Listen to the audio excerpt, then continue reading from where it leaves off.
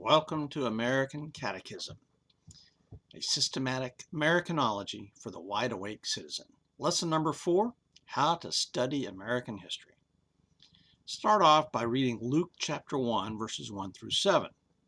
Inasmuch as many have undertaken to compile a narrative of the things that have been accomplished among us, just as those who from the beginning were eyewitnesses and ministers of the word have delivered them to us, it seemed good to me also, having followed all things closely for some time past, to write an orderly account for you, most excellent Theophilus, that you may have certainty concerning the things you've been taught.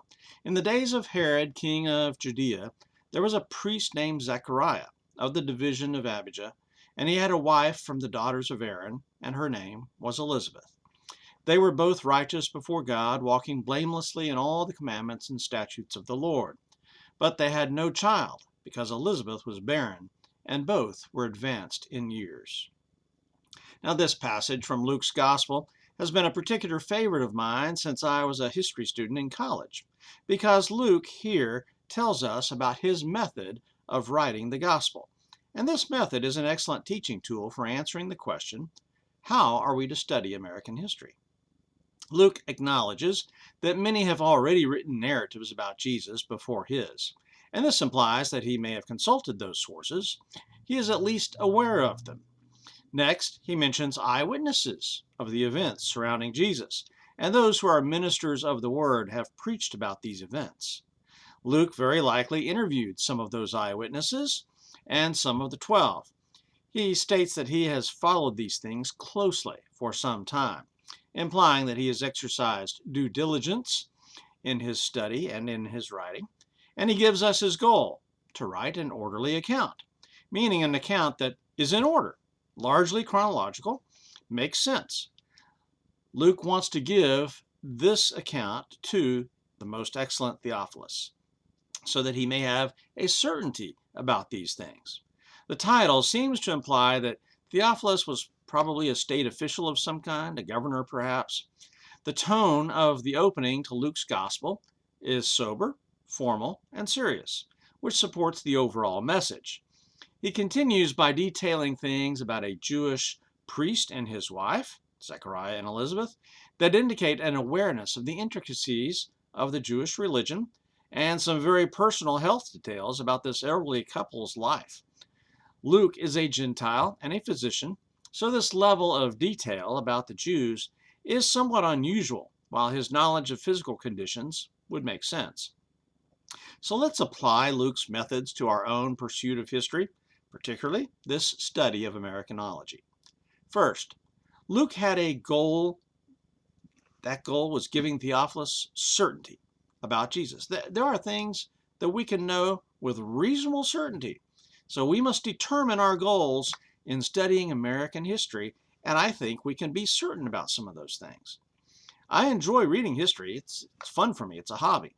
But in times like these, the last 30 years or so, I think we need a stronger goal than simply having fun, although I would hope that we continue to have fun while pursuing the deeper goal. My goal for this study, this course, is to awaken Christians to the rich blessings God has given to our country in the past and in the present, to warn people that the course we have been on for some time is terribly wrong and leading to a disaster, so we must correct the course and right the ship. The end result should be Christians who know and appreciate what God has done in America and who understand our failures and our successes as a country in the past and present. Ideally, we should learn things from history that will help us to make better decisions now and in the future. So we study with these goals in mind. Secondly, Luke consulted sources, including eyewitnesses and then other written accounts, primary sources, and perhaps secondary sources. In our study of American history, we can look at some copies of primary sources, but most of us will not have the opportunity to view the actual primary sources unless you travel someplace like Washington, D.C., the Library of Congress, or wherever, and I can actually read those sources as they have been preserved under glass. It takes vast amounts of time and money, special permissions, to do the hard work of digging through primary sources in museums, private collections, university libraries, archaeological digs, and even people's attics. That's primary source material there. But secondary sources are certainly good. If we're careful and compare these sources with others, we check the footnotes, the bibliographies, read reviews and biographies of the authors, and be familiar with the various publishing houses. And all of that is also a lot of work. This course will help guide us through some of that, perhaps. What types of primary sources can amateurs like us examine? Well, the logbook of Christopher Columbus has been translated into English. Now, we don't know for certain all the details of how we got this logbook. It's a copy of a copy of a copy, probably, and then a translation of a translation. And so how much of it is accurate? Well, there's an element of doubt with that. It's probably just a very old secondary source that may have been written from the primary source. And so there's a lot of question about Columbus's log. But I have a copy of it in English translation. And so, we can read that. There are obviously sources from Jamestown, from the Pilgrims. There's a book of Plymouth Plantation by William Bradford that I think every American ought to read. It gives us primary source accounts of the Pilgrims in New England. There are plenty of writings from the founders, obviously, that are available. The Constitution itself, the Declaration, of course, speeches by various generals, presidents, and ministers. We can look at copies of the Mayflower Compact, the Declaration of Independence, the Constitution. There actually is such an abundance of primary sources that we'll never run out in this study. Keep in mind that the primary sources we have available are generally copies and translations, which means an element of trust is involved. You've got to trust and verify that these are accurate translations, that those who made the copies available have been true and honest in their work. There are secondary sources on almost every conceivable topic in American history.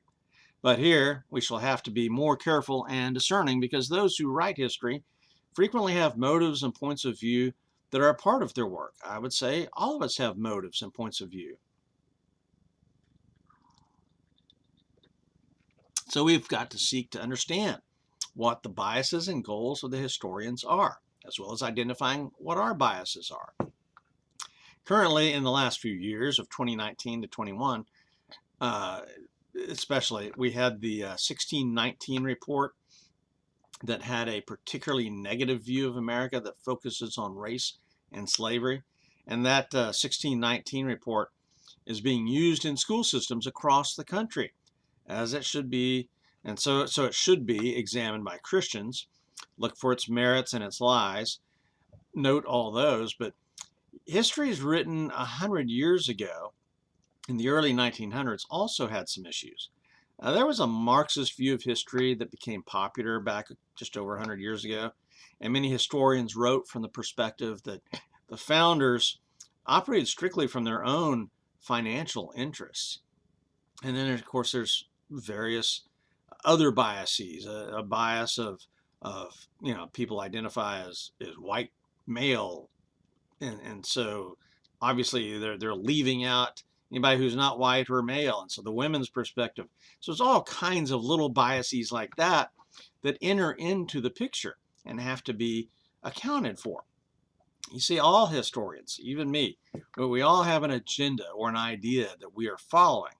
But I think those who are fair and objective will present the evidence that they find in a fair manner, and that leaves their thesis open to criticism while proving their point. Just like Luke crossed cultural boundaries of his day, we can and should cross some boundaries in ours as we read history. I remember in 2008 when Barack Obama was elected president, I was disappointed because I voted for the other guy, who I really wasn't thrilled with either. But with a black man as president, a good thing in some ways, people would say, I took the time to begin reading some black American history. And I was amazed and horrified at what I had learned. I had studied some of it in college for my history degree, But now I was really crossing a cultural boundary and learning things about American history that I hadn't even been taught before. And so that study of reading Black sources absolutely enriched me and caused me to ask, why wasn't I taught this? Part of understanding historians' methods, goals, and biases is seeing what's left out, what's between the lines. There are some ways to enhance your reading of a history book that do not take that much extra time. Research a little bit about the author. Where is the author coming from? What publications has he written for? Where did he go to school and when? What have they written in the past? Read some reviews of the book that you're reading. What is the reviewer's perspective? Are they writing for a newspaper or magazine that is liberal or conservative? Which publishing house published the book that you're wanting to read? What is that publisher's reputation? Has this book or author won any awards? When reading a book, do you normally read the footnotes or endnotes? You should. What about the bibliography? Absolutely. What kind of sources did the author rely on, and what does he recommend? What do people you know or respect think of this author and the book? Talking with others about a book always helps us to understand the book better, and that's why book clubs are so helpful. That's one of the things that I'm going to do on this channel. It's good to talk about books, even informally, with a friend, spouse, or somebody in a Facebook group or a bookstore. This keeps your interest up, and it may spark someone else to read the book. I started reading a particular author because my wife encountered somebody at her store who was carrying in books by certain authors. She talked to the guy about it, and then she passed that knowledge on to me, and now, bingo, I've read 4 of his books. So try to keep a journal of books that I've read. I've done that in the past, and write down the dates in the book when I read it and what I thought about the book. My books are just destroyed with ink. I write all kinds of notes and stars and underlines and all kinds of things in the book as I read it. Develop a reading study plan can be very important. A reading plan is where you chart a course of deliberate study over a set period of time and read through your list of books along a common theme. Now, maybe your theme is simply books I like, and there's nothing wrong with that. But consider a more refined theme that deals with the issues of the day. For example, it seems to me that our country has seriously drifted from the ideals of the founding fathers over the years. In fact, we're kind of heading over a cliff into socialism, if not outright communism. What kind of reading plan can help us with these issues? Well, you can certainly begin with some history books about the founding and the founding fathers. Since people these days are tearing down statues of Columbus and the founders, maybe we should go back and read about them. Perhaps reading something along the lines of the history of communism might be a good idea. Maybe read a general history of America from a conservative viewpoint. Maybe another one from a liberal viewpoint. There are so many options and so little time. This American Catechism is designed to help me work through these options. If we're studying along a particular theme, like how did our country get into such a mess? History books are only part of the resources we can use. Novels are a great way to augment the study of history and will help you in your search for answers to questions about the problems of our time. For example, reading George Orwell's Animal Farm or 1984 will certainly give you some insights into today's world, even though those books are from a British author and they're over 70 years old. Reading The Great Gatsby by F. Scott Fitzgerald can help you understand the 1920s. Now, studying the Bible and reading theology books are also a great way to supplement our understanding of the times, because the Bible reveals the mind of God, who never changes, and gives an ongoing insight into human nature, and human nature seems to stay the same through the centuries. This book, or this study in American Catechism, is intentionally a combination of history, political science, literature, and theology, because I believe an interdisciplinary approach is called for in trying to understand the past and our present world. There are many branches to history that we can study, even if we limit ourselves to American history. Political history used to be the primary field of study for historians in a lot of ways, because political history, the study of kings, governments, presidents, laws, and statecraft, all that stuff is the big idea that seems to move society around, right? Nations are political entities, so it makes sense to study the political movements within a nation's history.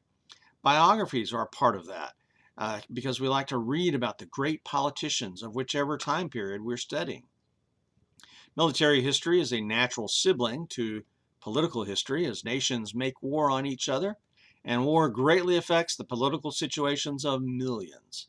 Another part of military history, though, deals more specifically with individual battles, campaigns, weapons, and generals that are not quite political. Intellectual history covers a broad range of topics, such as art, music, literature, religion, and that can be a broad, sweeping study of the intellectual currents of our time or deal with very specific topics and people. Each of these subtopics of intellectual history can be their own field. Art history is a field. Music history, church history. The study of the history of science and technology is another subcategory of intellectual history that can be its own field. Economic history can certainly be its own field, but can also be related to science and technology, political history, or intellectual history. All these different categories of history can touch each other and relate to each other in many different ways. A current trend in history for the past 60 years or so is social or cultural history that focuses on topics like women's studies, black history, indigenous people studies. Now, these types of historical pursuits can touch on the political, the economic, intellectual, and social history, but are often focused on gender, race, or even sexual preferences. These types of studies can also relate to other fields such as sociology, anthropology, and this popular movement towards social, cultural history has almost taken over many schools totally, to the point that political history has taken a back seat. Many today want to study the social history of homosexuality in America, but could care less about the founding fathers, and they would receive equal credits for the homosexual class. This trend is even being blamed by some, and I think probably rightly so, for the decline in history departments and history majors across the country, because the nature of the study of history has been diminished, lowered to the study of freaks and insignificant things. One thing that I've noticed in some like high school general history classes and their textbooks is that there's frequently as much emphasis on pop stars as there are on generals and presidents or inventors or capitalists. Another way to enrich your study of history is to take brief side trips into other parts of world history along the way. For example, when the Spanish conquistadors began exploring and conquering the Americas in the early 1500s, the Reformation was beginning in Germany, 1517. The English Civil War of 1642 to 51 happened just after the Great Puritan Migration from England to America. And the Great Migration was the result of political persecution of people who approached faith differently than those in power. John Paul Jones, the hero of the U.S. Navy in the Revolution, left America after the war and worked for Catherine the Great of Russia. The French Revolution enabled President Jefferson to make the Louisiana Purchase, and the anarchy and chaos in Mexico led to the Texas independence movement. So international politics and American history intersect all the time. Fundamentally, the study of history is asking serious questions and digging for answers. The questions can be about something in the distant past, or the question can be about things going on right now. And then asking, why are these things happening right now? What led up to them? Asking the simple questions of who, what, when, where, how, and why are the key to learning about history. Using sound study techniques and gathering great resources will produce a lifetime of fun and important discoveries that can both reveal the past and guide us into the future. Comparing what we find in history with God's Word gives us some moral and spiritual understanding that is needed to properly evaluate what we find. We're living in momentous days, dangerous days, and our ability to navigate what lies ahead will depend a lot on our wisdom and courage. God's Word can give us what we need, and a knowledge of history will help. In this electronic age, it will be very easy for people to alter the records of the past and to throw things down the memory hole or use AI deep fakes to lead us astray. Yet the internet can also open up the world and the past for those who want to study. Having solid books in hand can give us a more unchanging check on the things we find on the internet. As we travel through history in this American Catechism, I will constantly be recommending books, articles, videos, movies, and other resources for each topic. In the end, your desire and persistence will enable you to profit from American history. This is Stab the Dragon for American Catechism out here.